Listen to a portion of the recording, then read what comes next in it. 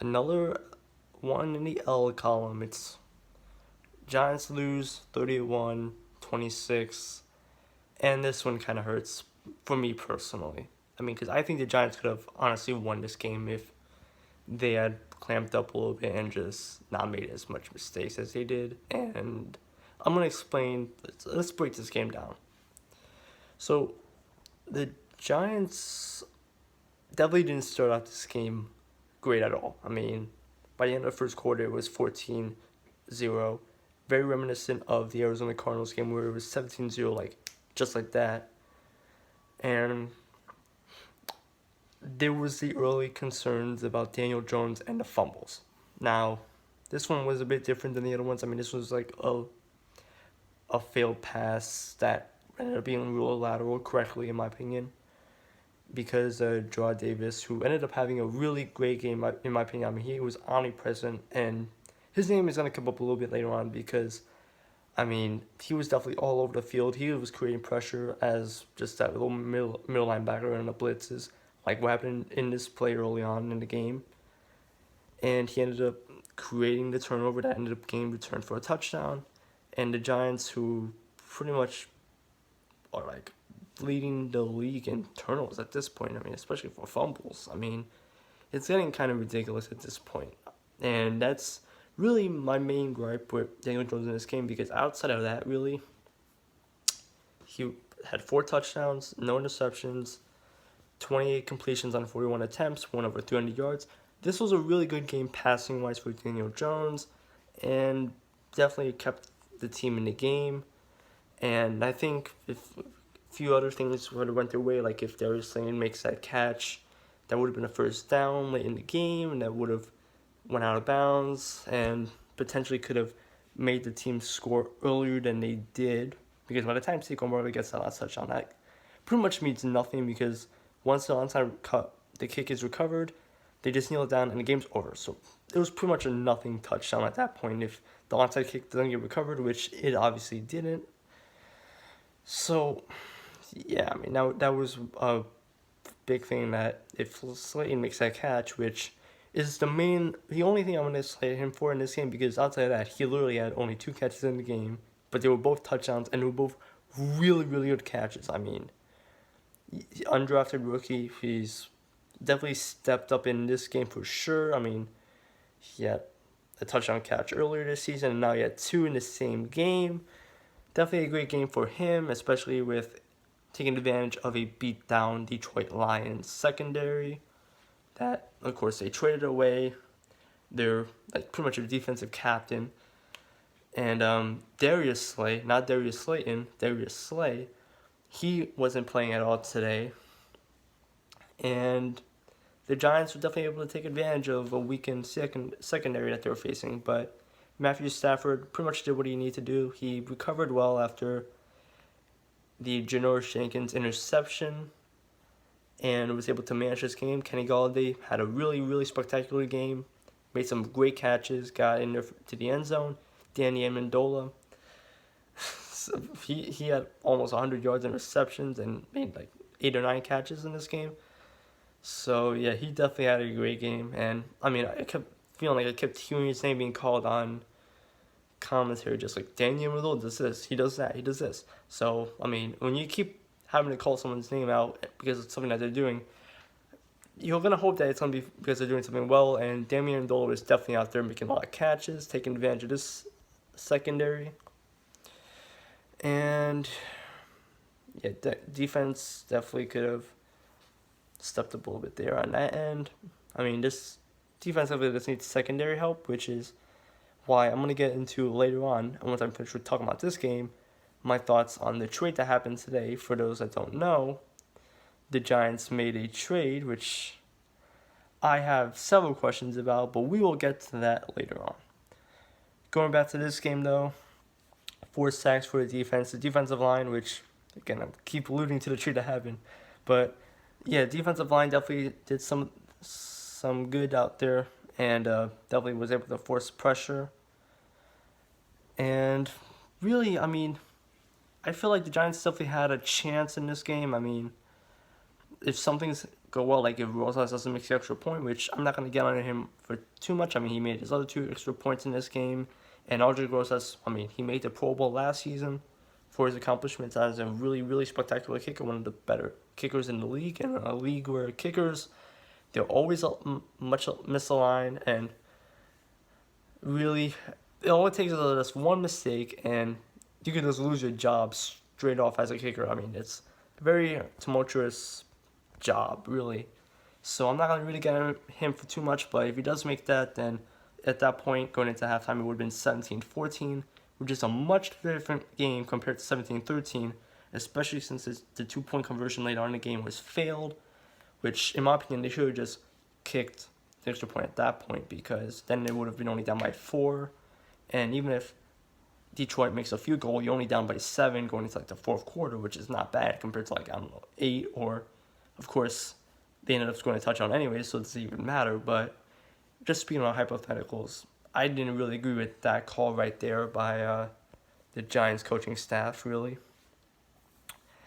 And yeah, this game was definitely all over the place, but I definitely did. There's some bright spots in this game, of course. I mean, Saquon did Saquon-like things, getting a late touchdown there at the end, having a rushing touchdown, and also getting 2 TDs in this one. Definitely looking like the beast that we all know Saquon Barkley is, for sure.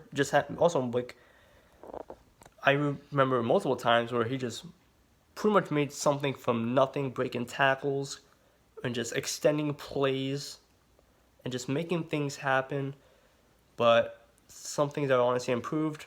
Secondary, I mean, because apparently now the Giants are buying. Spoiler alert, I guess. I want to see them improve that secondary, because they really, that's their biggest weakness, in my opinion, in this entire team. It's the secondary at this point. Yes, Janoris Jenkins had an interception, but he also had a really bad blown coverage in this game that almost led to a touchdown if the wide receiver for Detroit, number 31, makes that catch, which was it was almost a really spectacular catch, by the way.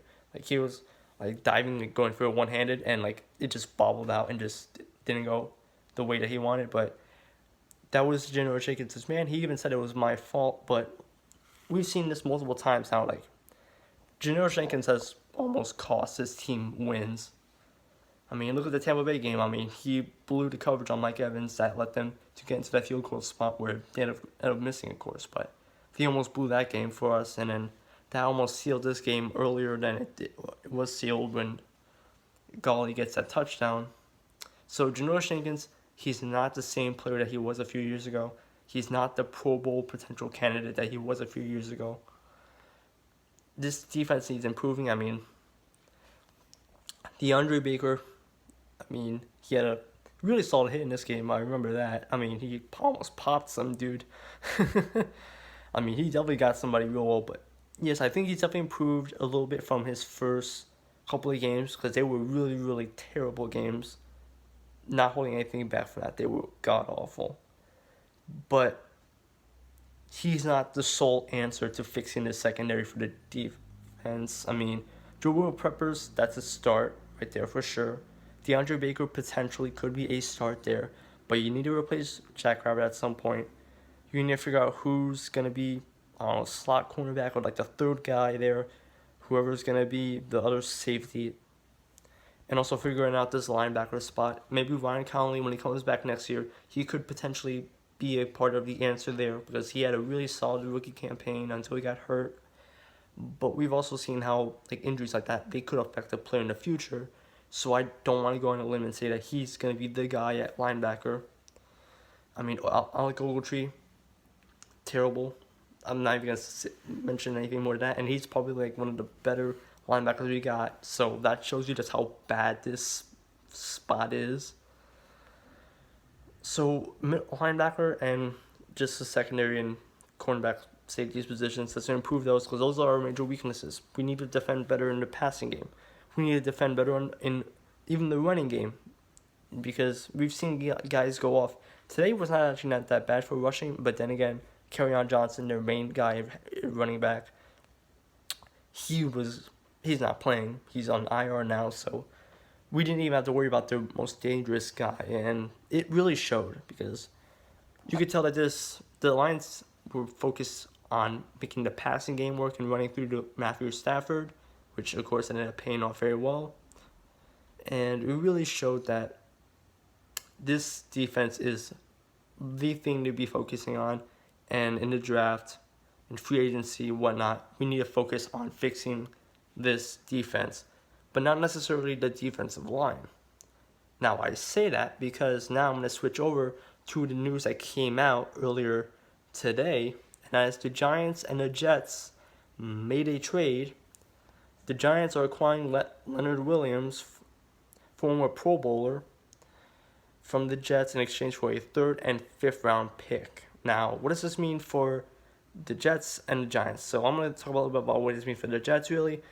Now, Leonard Williams, the perception that I've been getting, really, is that he hasn't done much at all. I mean, he doesn't even have a single sack in this season, and he's a defensive lineman, so I think that says a lot, really. He hasn't done much at all. The opinion, of course, just looking at like Twitter comments and replies, is that the Giants got fleeced in this one, and I understand why. I mean, he had 2 sacks last season.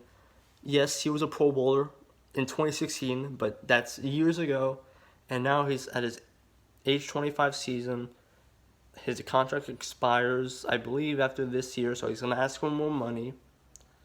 So I understand why this is a move that the Jets made. I think it's a good decision by their part. I mean, they get 2 picks for a team that's not looking like they're going to be doing that well. I mean, you're not really losing much, looks like. I mean, Jets fans, please feel free to correct me if I'm wrong, but a guy that looking like he's a starter on the defensive line, getting 0 sacks, I think that's someone you would definitely want to trade away, especially in their last year of the rookie deal for a 3rd and a 5th. I think that's a fair deal. And for the Giants, okay. I'm talking about Dave Gettleman here. What are we doing exactly? I mean, I don't understand. I mean, a 3rd and a 5th for a guy who's not look like he's shown much pressure at all. I mean, 0 sacks this season, 2 last year. I mean, he had 5 sacks 2 seasons ago. Yeah. I mean, I don't understand this move. I don't get why. If we're buying, question, why specifically are we trading these 2 potential good assets, especially with a 3rd round pick? That really doesn't make any sense for me whatsoever. Why are you trading them for Leonard Williams, of all people? And second of all, if we're going to buy, why are we not fixing the secondary? Why are we not fixing the cornerback spot? Why are we not fixing the middle linebacker spot? Or just the linebackers in general? What are we doing exactly? Are we buying this trade deadline?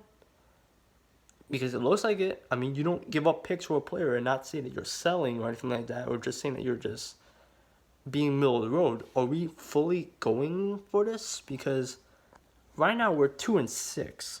I already predicted that this team is not making the playoffs at all, and I think a lot of people will be fair in me saying that. So I don't understand what's happening here. I mean, especially since the Eagles won yesterday, so they're still in the division race. Dallas is still in the division race, and the only person that's making it out of the NFC East is the division winner. So why are we buying in on a player on an expiring contract potential, like just someone that might not even be here next year, and giving up 2 potential good assets that could turn into something in the future?